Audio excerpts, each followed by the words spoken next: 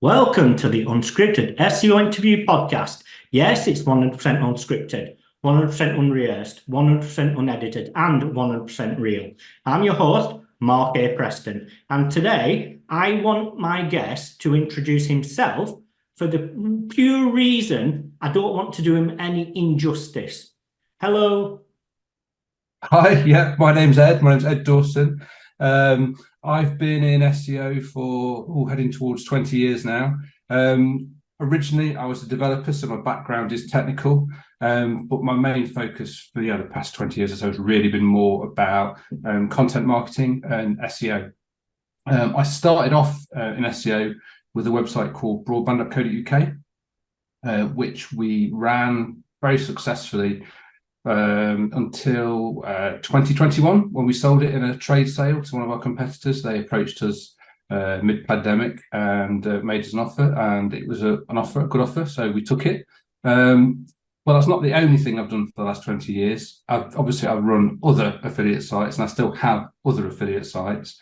And more recently, I've launched a keyword research tool called Keywords People Use. Okay. Would you say your background, like as developing, has it made a big impact into the growth of the businesses you've run? Well, having a development background and going back to say if you about 20 years, like WordPress, I think was just probably in its infancy in the early 2000s. At that time, we literally just created everything from scratch because we could. So we developed our own CMSs, we developed every solution we needed because we had the ability to do it. And a lot of things you actually had to do back then. It wasn't the whole range of tools and platforms that there are now. It was literally, there was very few things, and it was a lot more, you needed more technical knowledge back then.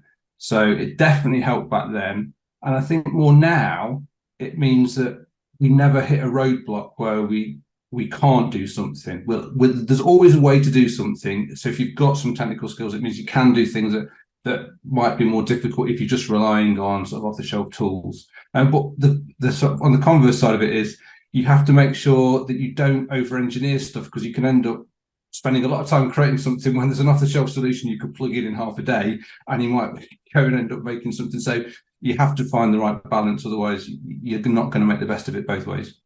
Yeah, that's a good way of thinking about it. I speak to so many people that realistically never launch anything because they want to launch it perfect. All right, yeah. I mean, you have to test the market. So with the broadband.co.uk site, so was it you that grew it from scratch? It started off, there was a small team. The original story was, I was working at a web agency, and that web agency was called Broadband Communications, and they named that business back in about 1994. So I wasn't there involved at the start of that web agency, but I came in and started working there. And through a combination of buyouts and and people getting involved and different things, I ended up with part ownership with my wife. And around about the same time, what happened was broadband became a technical thing, it became a product, broadband internet.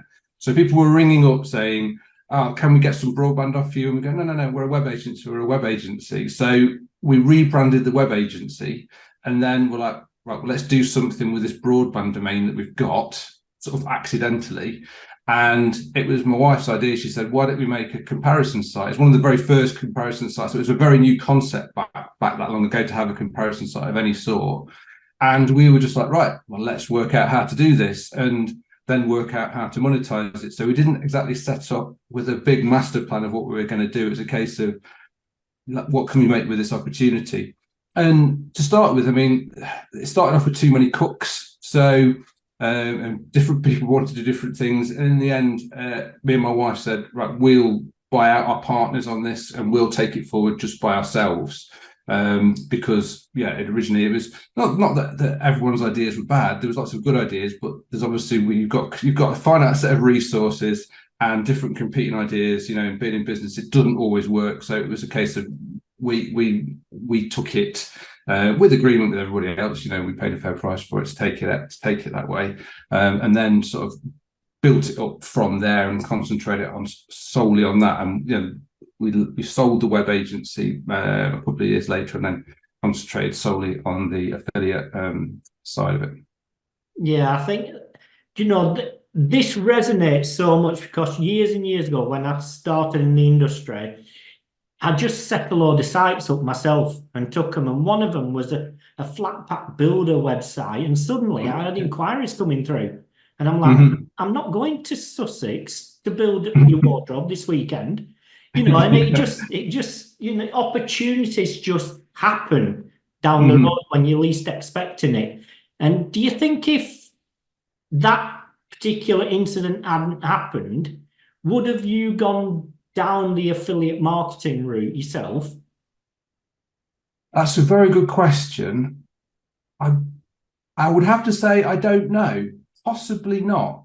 I mean, we'd got familiar with the affiliate marketing side because I was working as a web agency. We were working with some big brands who had affiliates of their own. So we were used to working with affiliates.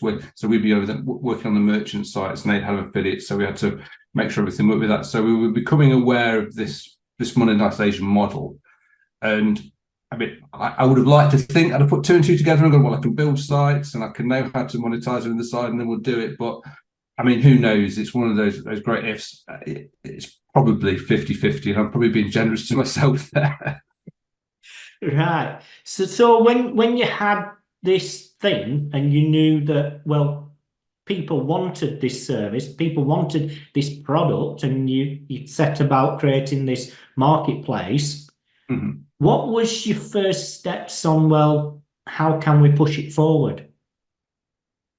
Well, we had to solve a few problems. First of all, there was the content problem. So we had to write and at that point, there was very little information about broadband. So we had to become one of the original sources for it. Then there were some technical problems, like we wanted to be able to do a postcode checker so that it wasn't just a site about broadband. It actually, you could go there and say, this is where I live. Can I get broadband? Because in the first instance, when broadband was first rolling out, it wasn't available everywhere. So to be able to answer that question was quite a key one in terms of, obviously you can monetize it better if you can tell people what's available in their area. And then there was the piece around obviously how we monetize it and how we get the information from the broadband providers. And naively, to start with, we thought, oh, they'll just come to us and they'll fill in the forms for us. And we built a whole CMS for the broadband providers to be able to log into and put in all the details of the deals and stuff. And then we approached them, and they were all like, no, we don't do that. We have our own, sort that out yourself. So that was like, right. So we've now got to manage, keeping that deal information up to date and keeping that database up to date. So there was those challenges where I think probably going in naively means that we didn't have to overthink it. So we just got on with it. If we'd really thought about it and all the complexities and everything that we had to solve as we were going along, it's one of the things where you might not start. So I'm a bigger believer in just getting going on things rather than overthinking it too much up front, because if you overthink it too much, you'll talk yourself out of doing things. Yeah, just solving problems as they arise. Yeah, basically, yeah. I think that's the way forward. And what learnings in those early days did you come across, or did you solve, or that really sparked your attention and thought around something? Well, I think obviously the things we learned were, you've got to going back to that, you've got to gather the data yourself. If you want to be an affiliate, don't rely on the merchants. They'll give you a certain amount if it's like feed data or endless emails. But the thing is, there's no consistency between how they communicate with you. So you really have to build your own processes. If you're going to build a database, if you're going to be an affiliate building a database, and that's what I would strongly suggest with anyone who's looking into affiliate marketing, you need to be more than just content. You've got to have like a tool based around it too. That really, really helps. And with us, it was the postcode checker. And then we did things like the broadband speed test. And it was like that, trying to build tools, because tools are what will bring people back. Tools are what's really good at getting people to take certain actions. You can walk them through a process rather than just bombarding them with a load of text. So it's more about making your site into something that's useful in a way that people start to link to it. I always find that things like tools tend to get links. if you've got a database which isn't available elsewhere, you will get linked to naturally. So it's building that kind of content that is unique, is good, is valuable, is the kind of resource that people link to. Yeah, I think from my own experience, in over the years, the sites I've worked on, having some sort of tool on the page obviously helps with user experience. It helps with conversions. It helps with interaction. It's just that connectivity. And do you think a lot of affiliate marketers these days are just missing out on points or missing out on things because they just think, let's just throw a load of content out and slap affiliate links in them? Yeah, well, there's not that doesn't work, because some people are very successful doing that. But I think it's more about, if you're trying to max with us, I think there's one way of looking at it is, obviously you can just try and get more and more traffic and throw it at any old content. So you can scale by scaling your traffic, or you can scale by trying to convert the traffic you're receiving better. And if you can do both, if you can scale your traffic and and improve your conversion, then you win both ways. But it's often easier to work on improving your conversion rate, so you can monetize the traffic you do get better. So then you can double your business without having to double your traffic, just by doubling your conversion rate. And especially with affiliate conversion rate, which tend to be much lower than, say, e-commerce conversion rates. So you're talking single digits and sometimes less than 1%, depending on the type of traffic you're getting. So that's the kind of thing that I think that probably doesn't get talked about enough in the affiliate world, is converting traffic into clicks and into sales. Well, that's what generates the money. Yeah. Without the click, it's pointless. Yeah. But your own personal experience growing the broadband.co.uk site, is, what was the moment that pinged thinking, we've got something big here? I think that was probably when, in the first instance, we were using PPC, and that was back in the days of very early AdWords, and it wasn't that successful. Lots of money was being spent on PPC, but not a lot was being made. And it's when we looked at it and thought, hang on, if we turned off the PPC and just relied on the SEO, our traffic could go down, but our sales wouldn't drop that much, and our outgoings would drop hugely. And it's a case of, rather than throwing away, I think at one point we were doing £20,000-30,000 a month on PPC, about £1,000 a day, and sales would be around about £1,000 a day. And it's when we worked out that we put some tracking on, so we could track the sales from PPC to SEO. And it's like, well, if we cut the PPC, we might lose 20% of sales, but our costs will reduce by 1,000.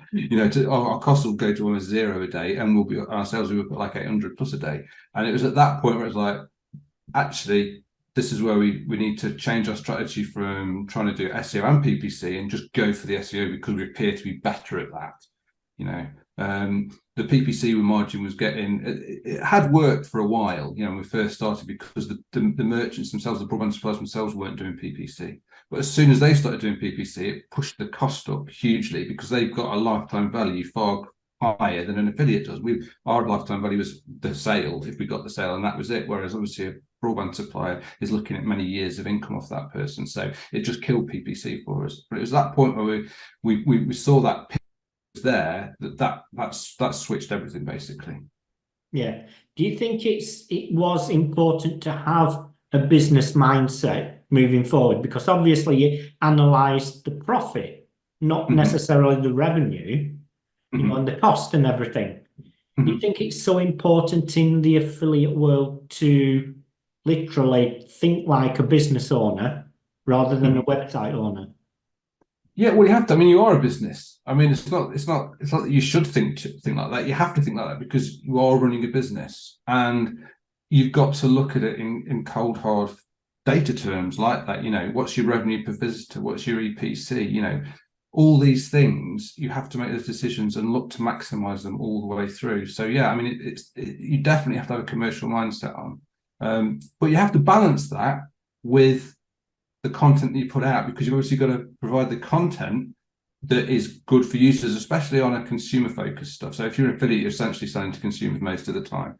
There are some B2B affiliates, but it's very rare. But you mainly, you're dealing with consumers who are hopefully going to get them to transact with a business. So you've got to have that sort of consumer side in your head at the same time, because the best affiliates, I mean, the very best affiliate in the UK, for example, at the moment is, and for a long time, is Martin Lewis, Money Saving Expert, right? He is just, he's run affiliate sites all the way. He is the Don of affiliates. But most people just think of him as like a consumer champion, and he is sort of 95% of the time. But with that 5% on top that monetizes that audience he's built incredibly well via affiliate sales. He sold out for, was it just under 100 million to Money Supermarket, but he's still involved in running the site, so he's still obviously on the payroll. And and he's got his TV shows and all that, all based on being a consumer champion. So you've got to have that content piece, but think very strategically on the business side as well. Do you think that's because he's using his audience to build the content in one respect? Well, if you go back sort of 20 years to where he first started off, I mean, he was a journalist, and he was trained as a journalist, and and got into consumer finance as a consumer finance journalist. But the difference is there's lots of other consumer finance journalists, but not many of them are multimillionaires. What he did was, sort of take that audience he was building and that ability to build an audience, that journalistic side of him, knowing how to speak to an audience, how to shape a story around very boring products. Like I say, consumer finance is boring essentially, but he makes it interesting for people, and he gets people excited about it and builds stories around it. And that's what you've got to do really with anything you're trying to sell. You've got to build a story around it and build a narrative that gets people to engage with it. And he's just brilliant at it. I mean, I try, but I've never got, I wouldn't say I've got anything as close as him. But obviously, because we competed against him with broadband.co.uk, he sells broadband, he does a lot of content on broadband. We used to know on broadband.co.uk if his TV show had been on, because our traffic would spike. Because if you've been talking about broadband on his TV show, then all the broadband sites would get a boost in traffic as people are searching different things around broadband. And other sites I've got which touch on similar things that he works with, I still see those spikes when he's talking about certain products. You can see at that 8 p.m. on Monday night, the traffic goes up, and that's him driving that. It's amazing. Yeah. Now, you mentioned you have a few affiliate sites. Mm-hmm. Now, what would you say the commonalities of positive impact are across the board? What's the commonality? Well, as I say, the first thing is to make sure they're useful. Second thing I've always gone for is to try and go for things that are mass market rather than very niche stuff. And I know that's not necessarily the advice people always get when they're starting out, but I suppose when he's been doing it as long as we've been doing it, we're fortunate in the fact we've got more resources than average, basically, to start out something. So it's given us that in to be able to break into areas which are harder to get into. So with the broadband, we were lucky with a domain name. We were lucky that it was an immature market at the time. So that was just fluke. Can't claim any kind of, business brains or cleverness for the opportunity. The opportunity was just pure luck. But then obviously since then, you make your own luck after a certain period of time. So that's when we've gone on to other sites. So we've stayed in telecoms. We've done lots of stuff with mobile phones. We've done lots of stuff with electricity. We've tried to do stuff that is, other utilities, the stuff that everybody needs and wants to purchase, basically, because it gives you a large market to go at. But it is harder, and it does take longer to for sites, especially if you start from scratch, to pick up. And the reason I went into doing other sites was because, well, having one site with the broadband story was, you can put a lot down to luck. It was a case of, can I do it again? And it was also because we got hit by Penguin and Panda really badly, in 2011, 2012 time. We got hit so badly by them, which we recovered it. But yeah, I was very nervous and thinking, I don't want all my eggs in one basket again. And so it's a case of, can I actually do it again in other areas? So that's why we then went on to launch other sites and try and get into other areas, and which we did, and we managed to do. Some work better than others. But that's what got us into the position to then later to be able to say, well, actually, we'll sell broadband.co.uk, because you can't keep everything forever, and there always comes a time to cash out with everything. I mean, everything's got its price at the end of the day. And it was a case of, if we hadn't done that diversification sort of in the mid sort of 2014, 15 time, starting doing that, we wouldn't have been in a position to sell broadband.co.uk in 2021 and take some chips off the table, essentially. Yeah.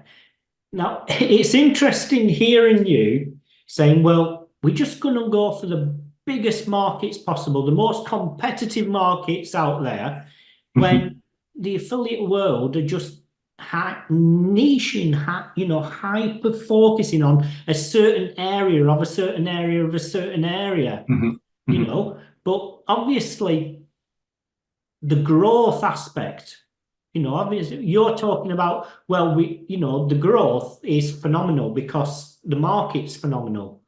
And I think with people who niche down, it's only a small market. Yeah, but the difference, it's not a bad idea to niche down. I mean, it depends. Like I say, if I caveated it to start with saying I was lucky of having a broader time horizon. So the broader your time horizon and the longer you're willing to go at it before trying to monetize it, trying to make money, trying to see traction, then the more competitive the thing you can go for. So, for example, say I've got a site that promotes electricity that took 2 years to get traction. And it was one of the cases, it was almost a case of, is it worth keeping it going? But, I've realized now that I never turn a site off, right? I always keep them going, because you never know how long it's going to take for them to tick up. And it took 2 years for that to tick up, and then it started to tick up, and then it started to make some income, right? And it makes good income, it makes a couple of £1,000 a month. And it's one of our smaller sites, but it's a case that that's a nice little income now of that. But it took a long time to get there. So if I was trying to start from scratch with no runway, and I wanted to get results in an area as quickly as possible, then yeah, niche down, go much lower, because that way you will start to get some traction. But it's only because I had the luxury of saying I can wait 2 years for a site to do something, or I can write it off completely. If I'd have to write off an investment on a site like that, that's fine. It doesn't matter. That's like a rounding error. But that's because I'm in a fortunate situation and have that much broader time horizon. So yeah, I mean, it's a case of, the faster you want results on something, niche down further. If you're willing to wait and have a longer time horizon, then you can go broader. Yeah, I think I spoke to somebody and they mentioned that you realistically need at least 10K to launch a site in the affiliate world. I don't know. I mean, depends on depends what skills you've got, and it depends how much time you've got and how much you're going to do yourself. If you're going to write all your own content, if you're going to, do all your own design work, if you're going to do everything yourself and you've got the time to do it, you can do it for far less. And especially if you're going into something really niche and you just only use Amazon affiliates and you're going down that kind of route, I don't think you need to spend that much money. And I wouldn't say to people don't start unless you've got that much money. I'd look at it in terms of taking small bets. And I think there's a guy called Daniel Basillo or something like that who created this small bets movement, which is by basically saying it's not thinking about the long term. It's trying to start something small, quick now. Don't be perfect. Just get on with it. See where it goes. Say, I'm going to spend a month on this and then launch it, or 2 weeks and then launch it and see what happens. I'd very much, I think, I'd encourage anyone to get going and get started and try, because if you don't do anything, you're not going to get anything. Okay. So if you do something, if you don't get anything, you're no worse off than if you've done nothing. You might spend some time, you might spend a little bit of money, but it's not the end of the world. But if you don't start, you're never going to get anywhere. And the more things you start, and the more times you're willing to start again and again, the more likely eventually something will pick up for you. Right. Have have you seen any positive or negative impact on your own sites during the past few months of the bombardment of all the updates? I've seen, well, we've had no catastrophic off a cliff 90% loss type sites. We've had some that had a bit of a gradual one. We've got some sites. There's one I spoke about on my podcast. It's in the telecoms niche in Canada, and it was only monetized with AdSense. Because what I tend to do when we launch sites is we launch with no monetization, and then when they've got a bit of traction, then we'll tend to put something like AdSense on just to sort of bring a little bit of money in. And then when they get to a certain point, that's when we'll start looking for affiliate partners. And this one in Canada, it got to the point where we'd launched it, we'd left it for about a year or so, and the traffic was ticking nicely enough. It's like, right, we'll put AdSense on, and that was bringing in some money. And then it wasn't the helpful content, or was it the helpful content? It was around about October time. I can't remember, because like I said, there were so many different updates going on. I can't remember which one it was. But I did see from that it started to tick down. And that did lose maybe 40% of traffic over about a month. But the weird thing was, it was based on exactly the same template as other sites in other countries, which didn't see the drop. We had the exact same site targeting India. So it was on a different domain, but with the same templates. It was a bespoke written site. It wasn't WordPress or anything, but the one we'd written bespoke. And the one was targeting India. And the India one at the same time went up 100%. The graph just went straight up like that. And it's like, well, these are both exactly the same, but the only difference is the India one, we hadn't put AdSense on. So that was still unmonetized, and it went up. And the Canada one, which we had AdSense on, went down. So since then, I was like, right, well, let's take AdSense off and see what happens. And it's sort of baseline stopped at that 40% drop. It hasn't gone down any further, but it hasn't gone back up again yet. So I'm just waiting for whichever algorithm that decided that, and flip it up the other way. So we'll see. So yeah, so I have seen some effects. Again, yes, some we've had positive, some we've had slight negatives, but nothing catastrophic. Right. So what's your standpoint on the whole content creation thing? Now we're living in an AI world, with your affiliate sites. Mm-hmm. AI, yeah, well, it's a really tough one, because I mean, you see lots of people saying, oh yeah, we're using AI to do this, AI to do that, content wise, and publishing all this stuff, and then they're posting graphs of things going up crazy, and then you're seeing them getting hit and coming down crazy, and it's all, and Google saying, oh, it's fine as long as it's still written for people. I've not actually published any AI written content to any of our websites. Now, that's not to say AI can't be used. We do use AI within keywords people use to do analysis of keywords and to do clustering of keywords and to do content briefs. So I found AI is really good for content brief, for doing research, that kind of thing. But I've experimented with trying to get it to create decent copy, but there's nothing that I've actually read that it's done that I would be happy to publish, and that isn't so spottable.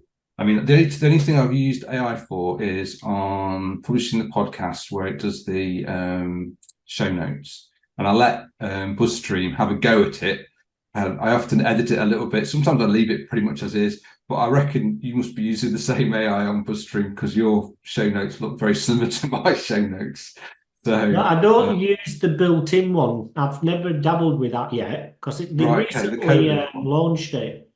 Yeah, I don't use that one. I do use an AI because I used to pay someone to manually create them. Yeah. And the quality might have been better, but obviously, I don't make any money from this. I've no sponsors or anything. So it's a case of, well, if it's just that you have to decide whether or not.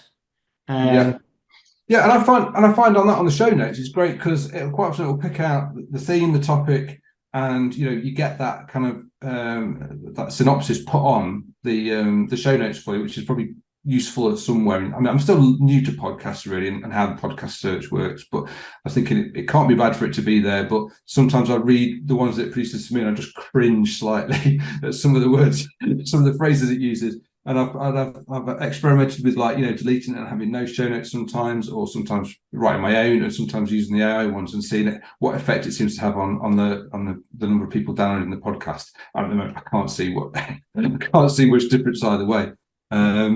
So yeah, but that's the reason why I've not been willing to put anything live yet on consumer facing sites, because I just don't think I just don't think it's good enough yet. That's not to say it won't be at some point in the future, but I'm still not quite there. But it's the kind of thing where I say everyone experiment, and it is good for doing research and getting ideas and writing content briefs. And if it gets over that blank page problem where you don't know what to write, or you don't know how to sort of structure a document or structure a guide. It's a good starting point, but I would always use it as a skeleton rather than as a whole piece.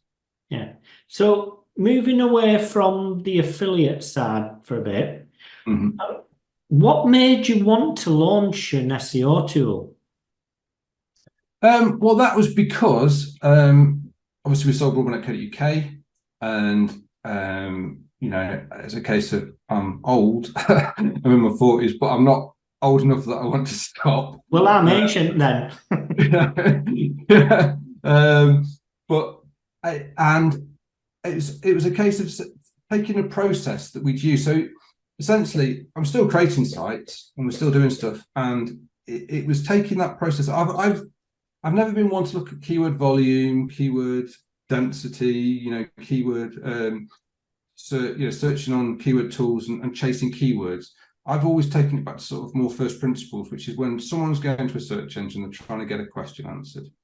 Right. So if you base your content and your site around answering people's questions, that's what broadband.co.uk was all about. It was about answering people's questions about broadband.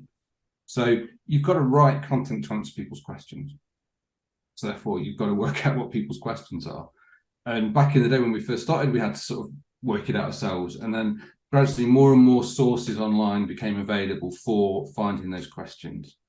And it's just became apparent that the more that we could automate that process, the more quickly we could produce content, more content we got on the site, and good content that matched the intent of people searching and helped cover a site in its entirety to get that topical authority. I'm really big on topical authority. I'm really big on getting your site architecture right. And within that, it's all going to be based around the questions around the topic. So it was then a case of we're building this anyway.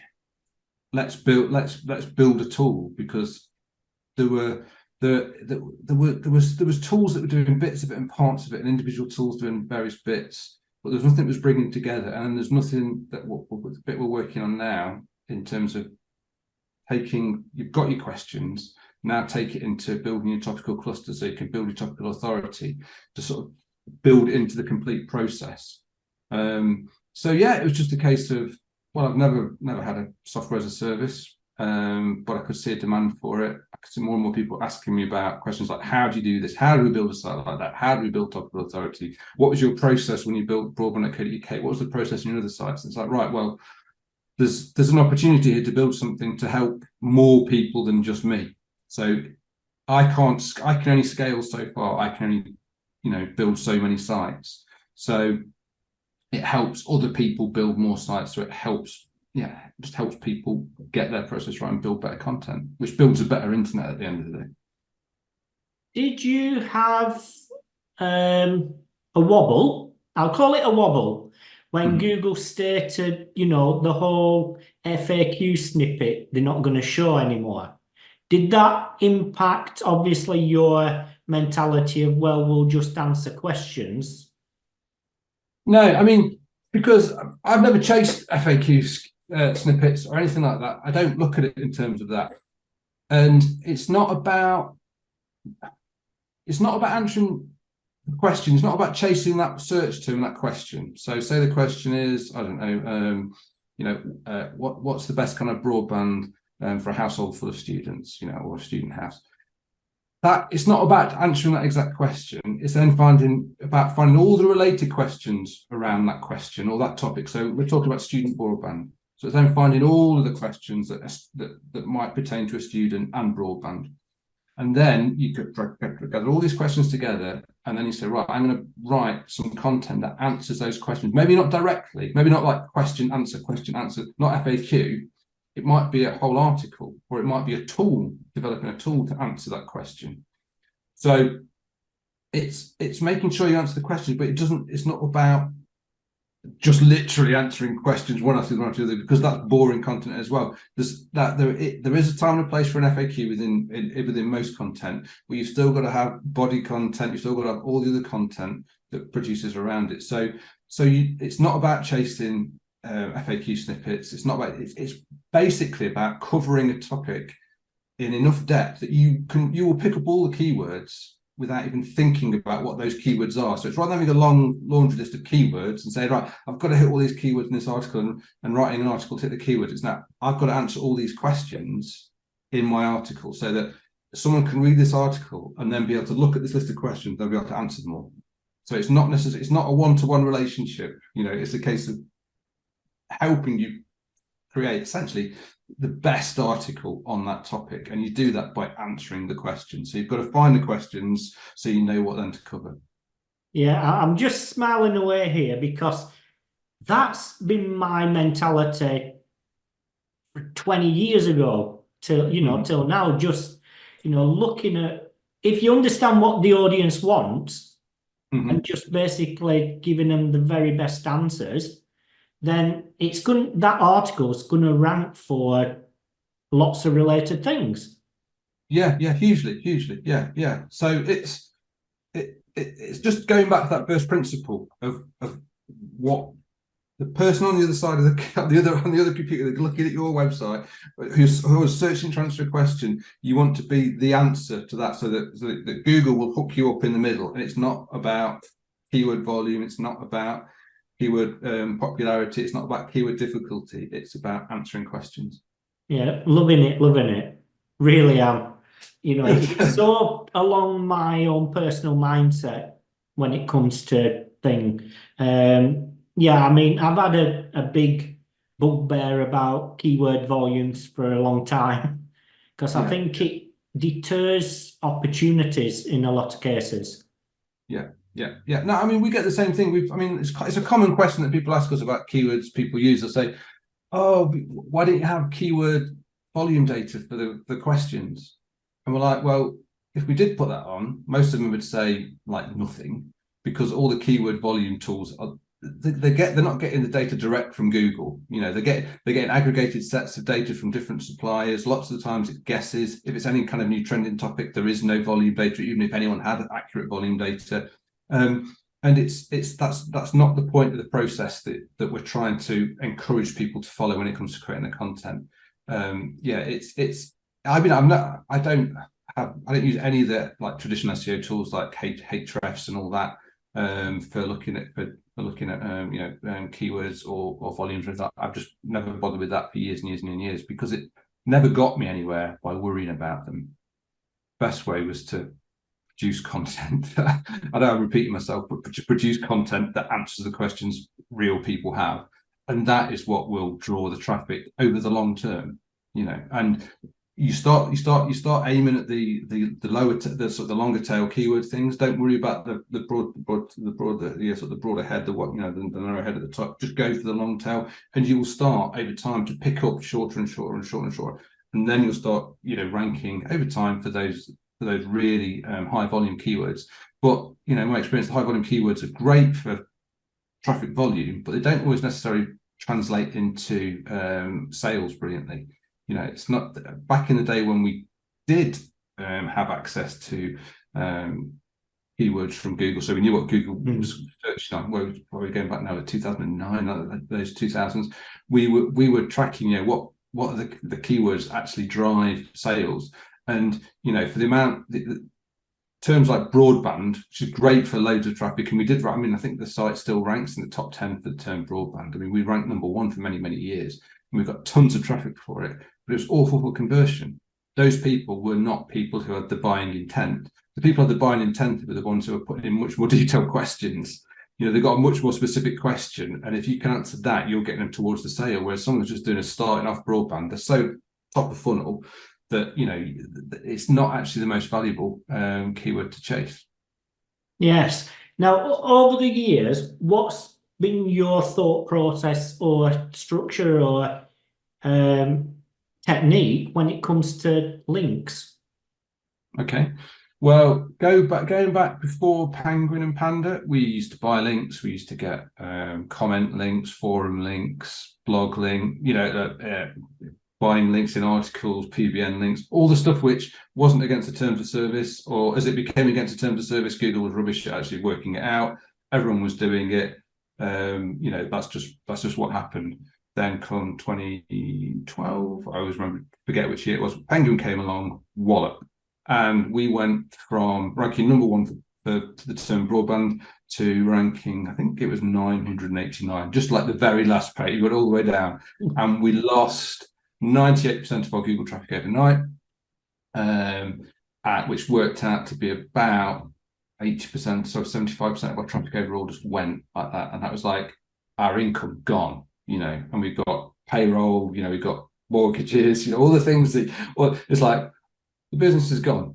And it was like, okay, what do we do? So luckily, a guy called Cole Hendy, and you might have heard of Cole Hendy, he would just started working freelance. He'd been at IEMA before that, and he started working freelance. And I'd met him a few times at SEO meetups and stuff.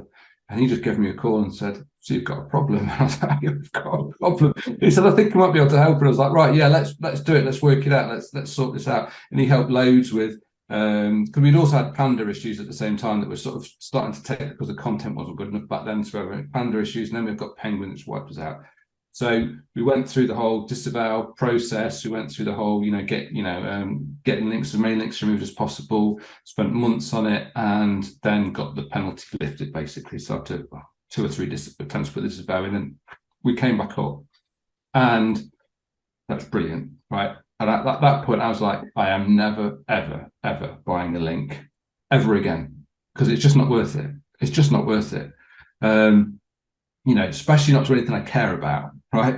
If you care about a site and you're in it for the long term, buying links, you know, that, you know, and these people nowadays, if you didn't go through Penguin, get slapped like that, you know, you don't know how bad it was. So yeah, so we then said, right, and this is again where we pivoted more to the content side, you know.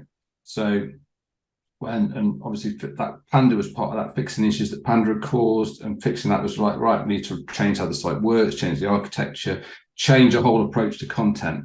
Yeah, so that's where our link building went 100% organic and 100% natural. And like I said, when we sold Broadband UK, it was part of a legal pack this big. One of the things I had to warranty was that we didn't buy links, and I told them all about I told the buyers all about the problems we'd had at Penguin. They'd had similar problems like lots of other sites had back then. So I said, yeah, that's where we were then. But since then we switched, and we're like, no more link buying. So I've legally warranted that on that site. And yeah, and it's again with all the other sites that I've built since that are important to me. Yeah, definitely no link building. And I know some people will go, oh no, it's nonsense. You know, it's make good content, build good content. It will, if you've really made good content and really made a good site, people will link to it. They will attract natural links. If you make a rubbish site with rubbish content, with no effort and no skill, and something that's not worthwhile, people won't link to it. And okay, you can shortcut it. People do create mediocre sites and spam loads of links at it. And yeah, and it can work. Bought links can raise you up, but you've always got that sort of Damocles at the top of your head. At some point, those links will stop working. And if you're lucky, they'll just stop working and you'll just drift down. If you're unlucky, you'll get caught in a penalty and you will plummet. So if you want to be able to sleep well at night, it's better not to buy links. But if people want to buy links, that's up to them. I'm not going to sit here and say people are selling links or following that process, that are bad people. They're not. I know loads of people that buy links and they're really decent people. But it's all about, as long as you understand what you're doing and understand the risks, then each to their own, But for me, it was a case of that penguin was so bad. And and it could have been, and it was existential for other sites. I saw some competitors get hit by it and they never came back. They never recovered it. And that was it. That was business gone. But the great thing for us was, after stopping buying links and then concentrating on the content, our traffic went up fundamentally at the end of it by about 5 to 6 times higher. So a 600% increase in traffic over the next sort of 3 years by concentrating on content and not on just trying to obtain links at any cost, and not worrying about the content and trying to make it up with links. So as soon as we started concentrating on better content, and we attracted better links that stuck, links that didn't cost us anything, and links that actually ended up, boosting us up to get much more traffic in the longer run. That's really interesting to hear, because it's not something you hear much, from the affiliate world.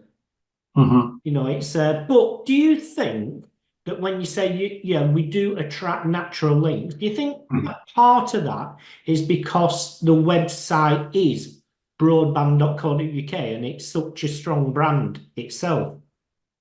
In the case of broadband.co.uk, yeah, definitely that's a strong brand that would help. And it adds that longevity, that definitely helps. But as I said, I've built other sites, and this is where it was a case of, am I a one-trick pony? Is it just because we had a great domain name? That's why I launched other sites with just not great domain names, with 2-word domain names, nothing, not hugely branded and that kind of thing. And they've attracted the same level of links and have ranked in, areas as competitive, if not more competitive, than broadband. So yeah, it definitely helps if you can build a brand, and that's why I say, there's nothing wrong with building a brand, but every brand starts from scratch, So and broadband.co.uk was, that was always a big fear we'd had for many years. It was so specific to broadband. When the next thing came out, if they've ever called it like the next thing something different, then it was toast, because you were just, your domain name didn't make sense anymore. But fortunately, all the broadband companies have carried on marketing all the different variations of broadband, with internet access as broadband, because most people are on fiber optic now, which actually isn't broadband. It's a completely different technology. It is, broadband was about the spectrum across copper wires and how they could get a higher frequency through, and that's a broadband spectrum. That's what it stood for. Whereas fiber optic is a completely different method of data transfer. So, but they still call it and market it as broadband. So that's why it kept its value. Yeah, that's because that's what the audience see it as. Because then you've got the whole thing about, well, is it fiber to the box or to the house and all this? But the audience don't have a clue. They just know it's as broadband. Yeah. So that was fortunate, because all it would have taken was some marketer at one of the broadband providers to repackage and rename it and push it as a different name, and it could have ended it. So, but again, that was just fortunate. Yeah. So for yourself, why have you stuck at the affiliate side of it? Is it because it's working and you're doing well at it? Yeah, the main reason is because it scales. So as I say, I've worked in the agency side before, we owned agencies before, and agency life could be great. And I really enjoyed working in agency when I was in my 20s. But as a business model, it's really hard to scale, because generally to produce more work, you ended up needing more people. More people is more overhead is more risk. You lose a big client and then you lose a load of income, and then it's just like that. Whereas with the affiliate side, like, it just, once the scale comes, there's nothing to sort of hold you back. If you go into e-commerce, which I had an e-commerce site for a while, we set up an e-commerce business in the, was it about 2011? I can't remember now, selling model railway stuff, bizarrely. And we were selling well over £1 million worth of Hornby model railway gear every year, but we couldn't make a penny, because every time we sold more, you needed more stock in. You were competing on the same product, on the same, you're basically competing on price with everybody else. And it just became, you needed more people, you needed more packing, even with working with 3PLs. All the costs, just the bigger it grows, the more the costs grow. And the margins are really thin. Whereas with the affiliate side, the margins are great. There's a lot of margin in there. And as you scale your traffic, your costs don't rise anywhere near as much. So your costs go up a little bit, but your income goes like that. So you become much more profitable. So the scale of it, the way it scales, is the thing that makes it worthwhile doing for us. So it's just more lucrative essentially than pretty much any other model on there. I know that people that do display ads, it's a similar thing. They're not affiliates, but obviously the more eyeballs they get on the ads on their sites, then that scales up. So it's because it's a business model that has that kind of level of scale where you don't need to scale your costs as your traffic rises is the main thing. Wonderful. Now, is there anything we haven't spoken about yet that you really think the audience needs to hear? I don't know. I think the only thing I always want people to try and, when I speak, I want to try and people to get across to people is that just try stuff, right? Be willing to be rubbish, right? I'm always willing to be rubbish. So everything that we ever launch, every site, rather than getting stuff polished and perfect and never launching because you'll never get it polished and perfect, just launch stuff. Just keep trying stuff. It's like my podcast. I'm just trying to try a podcast, and I don't care how good it is or isn't to start with. I just hope that over time I gradually get better at it.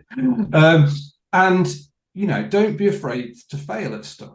Just make sure that the bets you make aren't so big that failing is going to be catastrophic for you.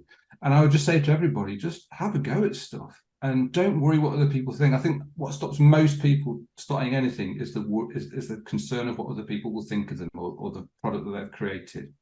But just don't worry about it. Don't worry about what other people think, because you will find whatever you put out there, you will find your audience. You will find some people that like what you do, and they're the people that matter. And if you find your audience, then don't care what anyone else thinks. Don't care whether other people think, oh, that's wrong, or there's a problem there, or I would have done it differently. But these people haven't done anything. So they might say how they would have done it differently, but they haven't done anything in the first place. So I just say, just get out there, try stuff, experiment, and just don't worry. Yeah. So you mentioned your podcast. What's it called and where can people find it? It's called SEO is Not That Hard, which I can credit you with the name of that, because on Twitter you asked a question. You put, finish this sentence. SEO is ... and I just responded to you, not that hard. And about a week later, I was thinking, I'm going to start a podcast. I wonder what I'll call it. And I thought, SEO is not that hard because fundamentally, compared to many other industries, many other things that people do, SEO really isn't that hard. To master it is probably impossible because no one knows how it works. But the fundamentals, the things that will get you going, are not actually that hard. And that's what I want to try and get across in that podcast, that it's not that hard. And here's some things you can try. And here's some things that have worked for me and they might work for you. So yeah, that's where it comes from. And that's why it's called that.